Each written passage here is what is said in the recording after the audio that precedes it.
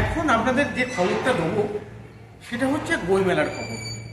না, এ বইমেলা সেই বইমেলা নয়, এইটা হচ্ছে বই বাজার বা শারদ পার্বণ, যা শুরু হয়েছে কয়েকদিন আগে। শুরু হয়েছে নন্দন, রবীন্দ্র সদন এবং একাডেমি চত্বরের যে জায়গাটা আছে সেইখানে দেখা মিলবে এই বই বাজারে। শীতের রোদ গায়ে মেখে যে বইমেলায় যে কেনাকাটা, এটা সেটা নয়, এটাকে এক অর্থে বলতে পারি অকাল বইমেলা। বেশ কয়েক বছর ধরে এটা চলছে এখানে। আসলে এইটা করার উদ্দেশ্য একটাই, পুজোয় খুব বেশি দেরি নেই।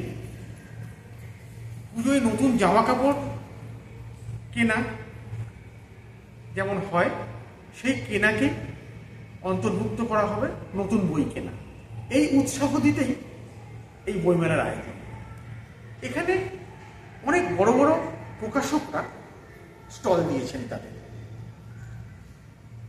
তার পাশাপাশি আছে লিটল ম্যাগাজিন স্টল। সামগ্রিক পরিস্থিতিতে সেই অর্থে ভিড় খুব কম। তবু এখনো বইমেলা চলবে 6 তারিখ অবধি। উদ্যোক্তারা আশা করছেন, প্রকাশকরা আশা করছেন যে তাদের বেচা কেনা বা বিক্রি কিনি ভালোই হবে। সেই জন্য পাঠকদের আকৃষ্ট করার জন্য তারা অনেকটা পরিমাণে ছাড়ও দিচ্ছে।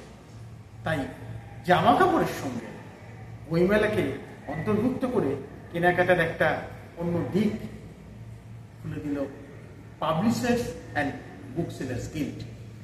এটা চলবে আগামী 6 তারিখ।